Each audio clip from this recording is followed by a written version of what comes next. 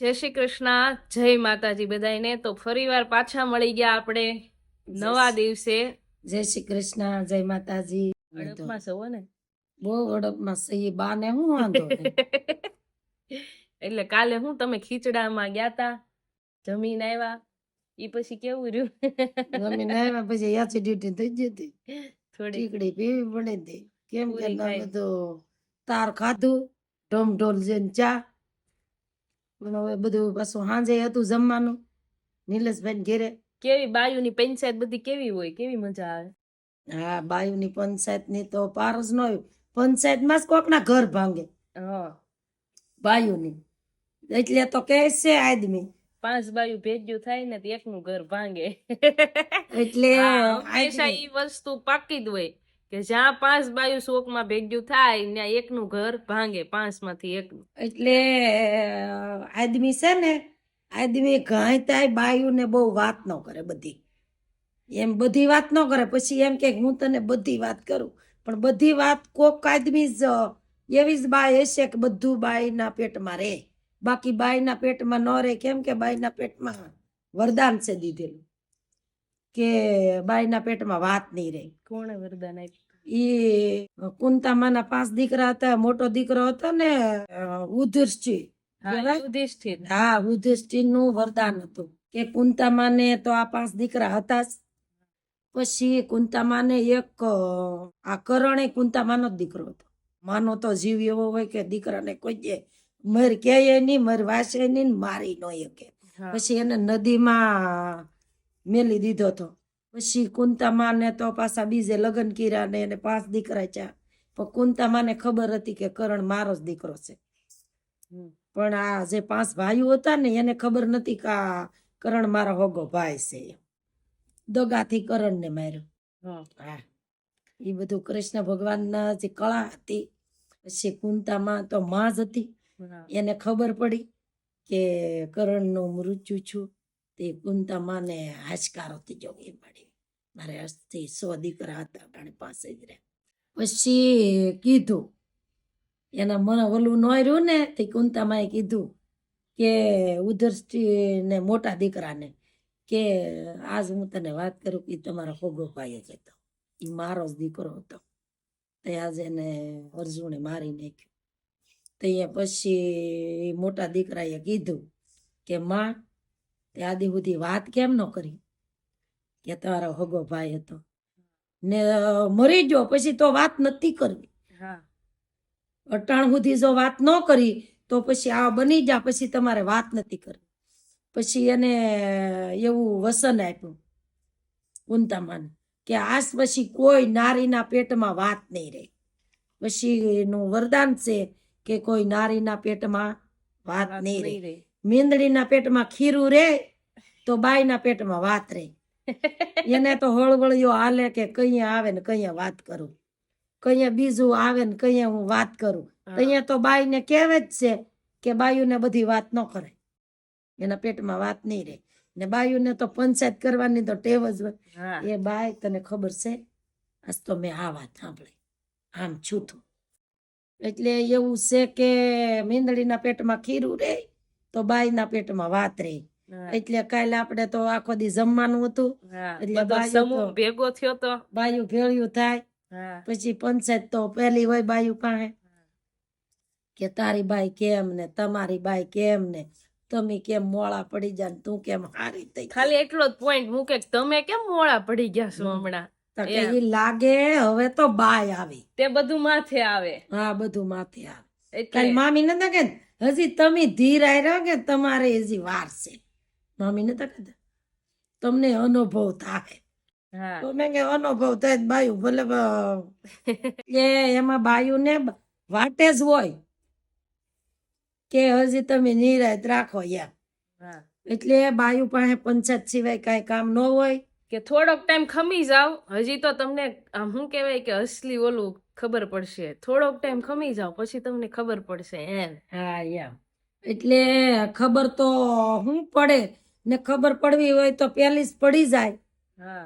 પણ બાયું પાસે તો બીજી શું વાત હોય. ઓલું કઈ કહેવત છે ને, પારણામાં ને એમ કે છે કે બાઈના બારણામાં ને પૂતરના પારણા.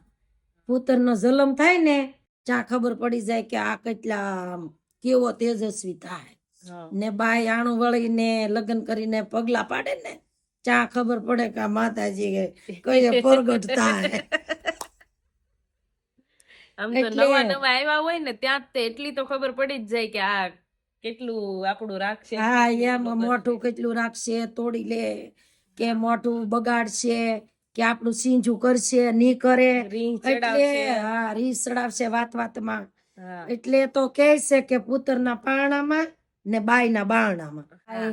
બાઈ છે ને ઈ બાઈને એમ થાય કે હું આ ઘરની મારે અહીંયા જ રહેવાનું છે, આ કોઈ એવું મારું. વિચારીને થોડું આવે કે મારી ઘરમાં જઈને ઝઘડો કરવો કે ઈ સાસુ સસરાને બહાર કાઢવા કે એવું કોઈ વિચારીને આવે? દીકરી આવે ને જે એને ઘેરે બાઈ દે વહુ થઈને ઈ દીકરી જ કહેવાય. પણ ઈ થઈને આવે ને એને એવું વિચાર જ ન હોય કે મારે જઈને ના આમ એનો ધનોત પનોત કાઢી નાખવો. પણ પછી અહીંનું વાતાવરણ જોઈ ને ઈ કોપાનમાં થાય હા, સાચી વાત. કે આયા તો બધાએ હવે ઉપાડો લીધો, હવે મારે એકલીને હું સમજવું. હા, એકલું પડી જાય કોઈ પણ માણસ કે કે- ભાઈ નવા નવા ઘરે હા. આવ્યું હોય. જો દીકરો બોલે તોય માં કોઈલી બોલે, માં બોલે તોય તે એમ કે એ તારી બાઈ આમ, તારી બાઈ આમ, તારી બાઈ તો એટલા વાગ્યા સુધી હુઈ રે, તારી બાઈ તો એટલે આમ કામ કરે, એને કઈ કામ ની કઈ ટેમ ટેબલ નહીં. પછી દીકરો તો એમ કે મારી માં કે ઈ જ હાસુ ને, તારે આમ નહીં કરવાનું, તારે આમ. તો પછી બાઈ બસારી મનમાં બેળા કરે. આપણે કેમ ગૌઢામાં મારી ઉંમરના હોય તો અહીંયા હું તારી જેવડી આવી હો અહીંયા આવે. પછી મારે ટેવ હોય ને સવારમાં કાયમ હીરાવાની. પણ આ ઘરના કોઈ હીરાતા જ ન હોય, ભાખરી કે રોટલી કે કોઈ ખાતા જ ન હોય ને મારે હીરાવાની ટેવ હોય.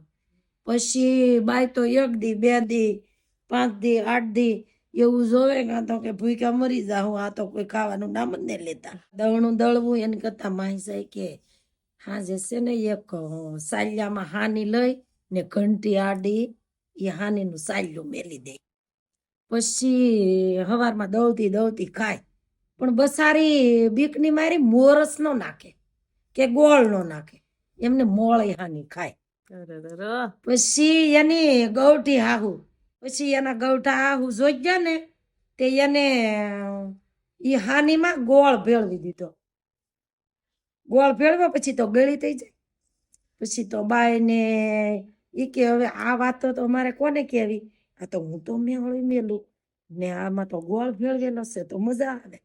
પણ હવે જે હોય મારા ઘરવાળો ભેળવતો હોય ને, બાકી તો મારી ઉપર કોને દયા આવે. પણ એની હાહુ ભેળવી દે ગૌઠા. એમ કરતા કરતા ગૌઠા હું તો ગૌઠા થઈ ગયા ને આ કેમ મારે વહુ આવી એમ એને દીકરાની વહુ આવી. હા, આપણે કેમ ગૌઠા માને તું દીકરાની વહુ આવી એમ આવી. આમ કેમ છે બાઈ. પછી હું એમ કહું આમ તો બધી રીતે હારી છે પણ આમ થોડી કામે કાજે મોળે છે.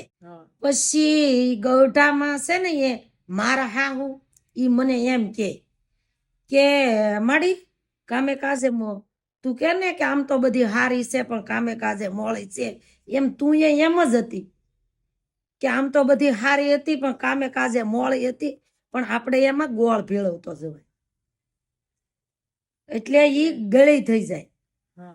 એટલે ગળી થઈ જાય એનો અર્થ શું છો કે કામે કાજે મોળી છે ને એને આપણે એમ કરતા કરતા ગળપણ ભેળવતા જાય એટલે ગળપણ આપણી જીભાન કે જીભમાં આપણે મળી આમની નામ કરાય, ઓલું આમની નામ કરાય, ઓલું આમની આમ હોય, એમ કરતા કરતા ઈ ગળી થઈ જાય એટલે એ આખા ઘરનો માલિક બની જાય ને બધું સંભાળી લે. એટલે કે આમ તો બધી રીતે હારી છે પણ આમ કામે કાજે મોળે છે. એટલે એના ગૌઠા એમ કીધું કે માડી કામે કાજે તો તું એ મોળી જ હતી પણ હું છે ને કાયમ ગોળ ભેળવતી. ત્યારે ખબર પડી કે એ વાત સાચી છે કે હું તો હાની મોળી ખાતી હતી પણ મારી હાહુ ગોળ ભેળવતા હતા. એટલે બજુની હાહુ ને હું તો એમ જ કહું કે કામે કાજે મોળું હોય ને એમાં થોડું થોડું ગોળ ભેળવતા જાય. એટલે એ બધું આપણા ઘરનું ગળપણ પકડતું જાય ધીમે ધીમે. હા, એટલે ઈ ગઢિયાની બધી દસ્તાન છે ને એ બધા હાસા છે. હવે આવું તો શું કહેવાય કે બા તમારી પાસેથી બહુ શીખવા બધું પેલાનું તો જાણવાની મજા આવે છે ને તમને બધાને કેવી મજા આવે છે. મને તો બહુ જ મજા આવે ને હું ખુદ પણ હું એમ જ કહું છું કે હું ભાગશાળી છું કે ભાઈ બા એટલી વાતો કરે છે, મારી યારે બેનપણીની જેમ રહે છે એટલે ગમે. બાકી તો નણંદ એમ આપણે કહેતા હોય કે સાસરે જાય ને તો એકાદી નણંદ હોય ને તો સારું પડે એમ, હથવારો કહેવાય ને એમ. એ વાત હાસી છે પણ હવે કઈ બરોબર ને? નણંદ તો નથી હા, વહુ ને કે વહુની વહુ ને વહુ ની જેમ ન રેવાય.